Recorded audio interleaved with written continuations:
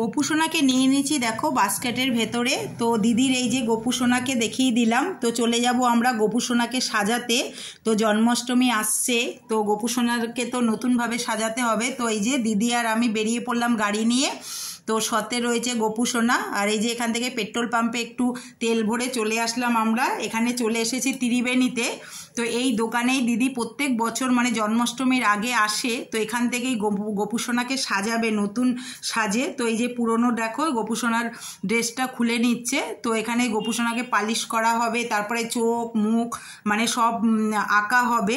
তো এরা অনেকক্ষণই সময় লাগবে। তো এই দোকানে খুবই ভালোভাবে যত্ন সহকারে সাজানো মানে সাজায়। আর এখানে অনেক দেখো কত ঠাকুরের মূর্তি রয়েছে, সবই এখানে বেশিরভাগই পেতলের। তো এগুলো একটু তোমাদের সঙ্গে শেয়ার করে নিচ্ছি। এই যে অনেক সুন্দর সুন্দর দেখো ছোট ছোট অনেক গোপাল মানে ঠাকুরের ইয়ে রয়েছে। এদিকেও রয়েছে দেখো সাজানো রয়েছে, কত সুন্দর দেখতে লাগছে। আর এই জন্মাষ্টমীতে সবাই নিয়ে যায় বাড়িতে গোপালকে। তো এখানটায় যে তোমাদের সঙ্গে একটু ঘুরিয়ে দেখিয়ে দিচ্ছি, কত সুন্দর লাগছে। রাধা কৃষ্ণ, তারপরে গৌরাঙ্গ, নিতাই সব কিছু পেয়ে যাবে এখানে। দেখো এই যে গোপুসোনা, যেখানে দোলনা রয়েছে নানা রকম কাঠের রয়েছে, তারপরে তোমার পেতলের, যে যেরকম মানে নিতে চায় নিতে পারো। তো এখানে ড্রেস রয়েছে, নানা রকমের ড্রেস রয়েছে গোপুসোনার। তো এখানে এই যে দিদি দেখছে, তো দিদি ভাবছে যে এরকম একটা নেবে। তো এই যে দিদি একটু দেখো দোলনা ঝুলিয়ে দিল এই যে গোপালকে, কত সুন্দর দেখতে লাগছে দেখো।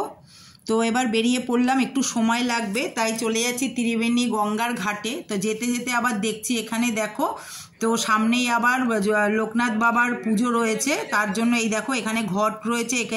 এখান থেকেই ত্রিবেণীর গঙ্গা থেকেই সবাই এই যে জল নিয়ে চলে যায় চাকলা, যেখানে লোকনাথ বাবার পুজো হবে। তো এই যে বেরিয়ে পড়লাম গঙ্গার ঘাটের দিকে, বেশ ভালোই লাগছে, অনেক বছর পরে এসছি। তো এখানে গঙ্গার ঘাটে চলে এসছি, আর এসেই বেশ ভালো লাগছে। আর এখানে অনেক দেখো সবাই বসে রয়েছে। তো দিদি যেরকম পারছে তার সামর্থ্য অনুযায়ী সবাইকে যে মানে খুশি করারই চেষ্টা করছে, যা তার সামর্থ্য অনুযায়ী সবাইকেই দিচ্ছে। এই যে এখানে সবাই বসে রয়েছে, বয়স্ক দেখো সবাই।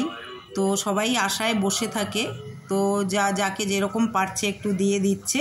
আর ভালো লাগছে বেশ গঙ্গার মানে ঘাটে এসে। তো ত্রিবেণীতে এই যে পাশেই রয়েছে ত্রিবেণী শ্মশান ঘাট। তো এই শ্মশান ঘাট খুবই পবিত্র, মানে সবাইকেই এখানে নিয়ে আসা হয় মানে মারা যাওয়ার পরে। এতে যেরকম স্বর্গদ্বার রয়েছে না, খুবই পবিত্র, সবাই চায় যে আমার শেষ কৃত্যটা যেন এখানেও সবাই মানে যার যার মানে মনের ইচ্ছা তো এখানে আসে। তো এই যে দিদি দিচ্ছে দেখো সবাইকেই, আর ভালোও লাগছে। আর এখানে দেখো গঙ্গার পাশেই রয়েছে এই যে জগন্নাথ বলরাম সুভদ্রার এই যে মন্দিরটা, কত সুন্দর দেখতে লাগছে। দর্শন করে নিলাম, বেশ ভালোই লাগলো। আর সামনে তাদের দেওয়া হয়েছে চাল আলু, এগুলো দেওয়া হয়েছে। আর পুরো দেখো গঙ্গার ঘাটটা পুরোটা দেখে আবার আমরা চলে যাচ্ছি এই যে, বেশ ভালো লাগলো। আর এখানে নানা রকম ঠাকুরের মন্দির রয়েছে অনেক।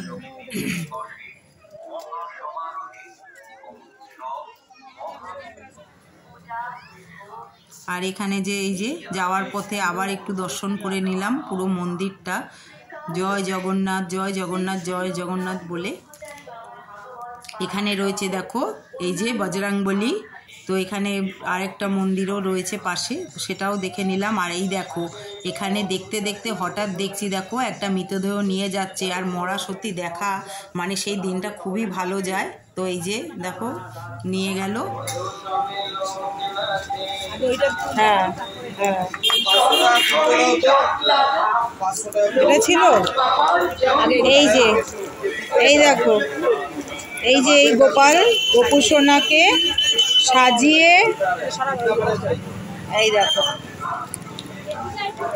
পুরো অন্যরকম লাগছে।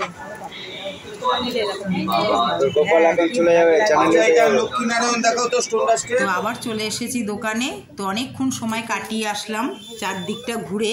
তো এখানে এই যে দিদি নিয়ে নিচ্ছে, দেখো গোপাল সোনার এই যে সব ড্রেস, মুকুট বলো, হার, তারপরে হাতের সব কিছু নিয়ে নিচ্ছে। আর গোপু সোনাকে এই দেখো, দিদির গোপু সোনাকে কত সুন্দর সাজিয়েছে, দেখাচ্ছি তোমাদের, দাঁড়াও।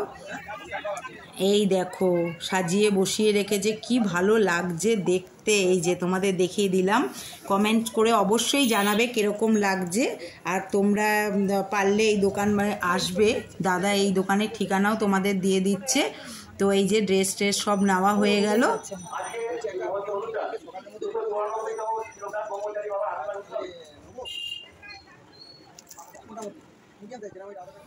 তো এখানে দেখো এই যে ত্রিবেণীর এই যে দোকানটা, আমি অ্যাড্রেসটা তোমাদের সঙ্গে শেয়ার করে দিলাম। এই যে কন্ট্যাক্ট নাম্বার রয়েছে, দোকানের নাম রয়েছে।